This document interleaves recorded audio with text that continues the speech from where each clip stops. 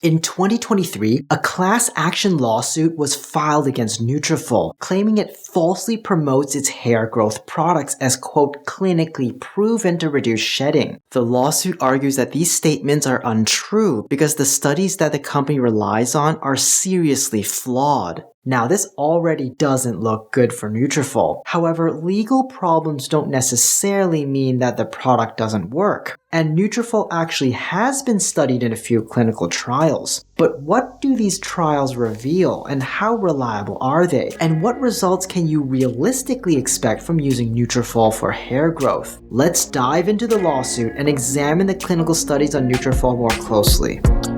Nutrafol references 4 studies on their website, 1 focusing on women, 2 on menopausal women, and 1 on both men and women with ethnic hair. The lawsuit claims that all 4 studies were financed by Nutrafol and conducted by its own employees. Indeed, this is accurate. Nutrafol funded all these studies. Not only that, all these studies are co-authored by Sophia Kogan, MD, who also acts as their research investigator. Interestingly, Dr. Kogan is also the co-founder of Nutrafol. This is like having a referee playing for one of the teams and then trying to call a fair game. Next, the lawsuit contends that although Nutrafol sells over a dozen products on its website, only one of them, Nutrafol Women's Balanced, has undergone testing in a randomized control trial, or RCT. I presume they mean a double-blind RCT. RCTs are scientific studies where participants are randomly assigned to receive either the supplement being tested or a placebo, which is a fake product, to compare and gauge the supplement's effectiveness. There are 2 relevant types here, single-blind and double-blind RCTs. In a single-blind RCT, only the participants are not aware of whether they're taking the supplement or placebo, while in a double-blind RCT, neither the participants nor researchers know who is taking what.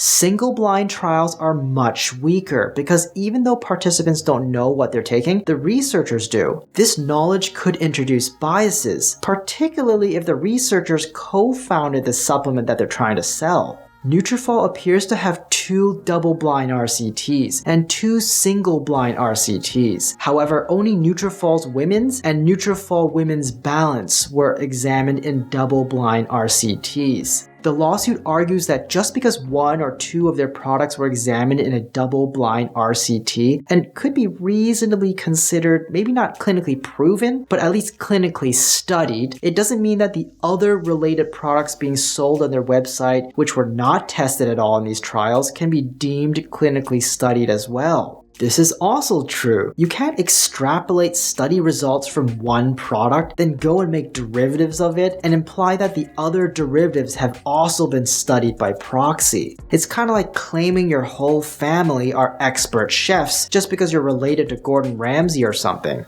Moving on, the lawsuit dives into the actual studies themselves, alleging that they suffer from improper and insufficient sampling. Sampling involves selecting groups for testing the supplement versus the placebo. Ideally, the sampled population should be diverse, and both groups should start as similar as possible at the start of the trial. In one study from 2018, out of 40 individuals studied, 32 were Caucasian, 6 were Hispanic, and 2 were Asian. Another study in 2021 looked at 60 individuals, with 40 being Caucasian, 12 Hispanic, 5 Asian, 2 Pacific Islanders, and 1 mixed. Yet another study in 2022, which ironically was intended to assess Nutrafol's effectiveness across diverse ethnicities, included 87 patients, with more than half being Caucasian, 24 Asian, and 16 African American. This study wasn't even one of the double-blinded trials. The lawsuit goes on to point out that although Nutrafol prominently markets itself to black men and women, none were included in either of its double-blinded RCTs, and only a grand total of 7 black men and 9 black women were ever studied taking Nutrafol, and in one of the weaker studies. Clearly, there are sampling and representation issues here. Proper sampling in RCTs ensures that participants represent the population you're actually trying to benefit. Based on Nutrafol sampling, the results are mostly representative of Caucasian women. That's it. Additionally, the small sample sizes of Nutrafol studies, ranging from 30 to 87 individuals, further undermine their validity. Apart from sampling issues, the lawsuit alleges the studies have improper exclusion criteria.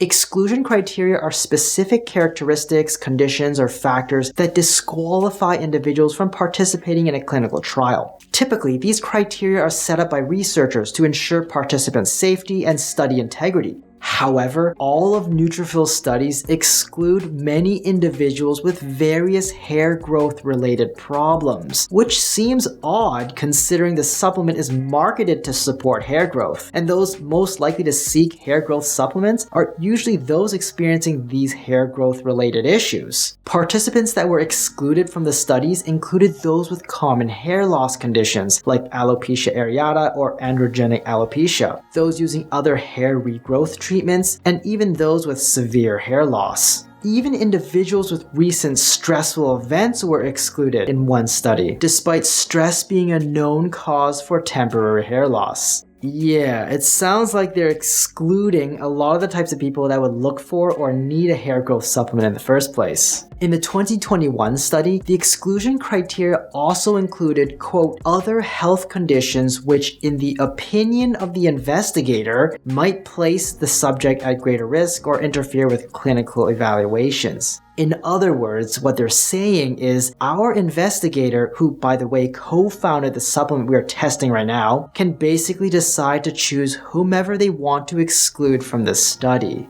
In fact, all of Nutrafol's studies only examine hair growth in healthy adults with, quote, self-perceived hair thinning, not in people with actual hair loss. So what you're telling me here is that you guys tested a supplement meant for hair loss, but not in people with actual hair loss. Rather, you've chosen to test it in healthy people with no hair loss, but felt like they had thinning hair. What? This is like testing a new acne treatment cream, but instead of testing it on people who actually have acne, you're only testing it on individuals with healthy skin who just think they might have pimples. Self-perceived hair thinning involves an individual's own subjective assessment of their hair density and can be influenced by how they style their hair, environmental conditions, or even just how they felt that day. Actual hair loss, on the other hand, entails a measurable reduction in hair density due to various underlying factors such as genetics, hormonal conditions, medical conditions, or medication side effects. Unlike self-perceived thinning, actual hair loss may progress over time and result in noticeable bald patches or receding hairlines. Self-perceived thinning can get better over time, naturally. While self-perceived thinning can often be addressed with cosmetic adjustments or lifestyle changes, treating actual hair loss typically requires medical intervention or therapeutic treatments aimed at halting or reversing the loss. So what are my thoughts on all of this? It's clear that the studies are flawed and carry an extremely high risk of bias. It also seems that all these studies mostly indicate that Nutrafol might slightly improve self-perceived thinning, mainly in Caucasian women, and has not shown any effectiveness in treating actual hair loss. Ultimately, it's important to recognize that Nutrafol is a nutritional supplement, not a treatment for hair loss of any kind. However, Nutrafol fails to acknowledge this and continues to market itself as a solution for all types of hair loss. The situation worsens when these weak and biased trials on branded supplements like Nutrafol are included in systematic reviews, leading to reviewers mistakenly believing there's high-quality evidence supporting these brands. This is simply untrue, and when the baseline data isn't properly examined, these reviews end up perpetuating the misconception that these supplements are highly effective based on flawed and biased trials. It becomes even more concerning when media outlets report on these trials, because let's face it, these outlets aren't going to be critically analyzing the data from these literature reviews. One of the dangers lies in physician-owned supplement companies. Dr. Sophia Kogan is a board-certified dermatologist, and she has more than enough knowledge and skill as a physician to design and present a research study to favor the results she's looking for. I'm not suggesting she did so, but when someone with that expertise has $150 million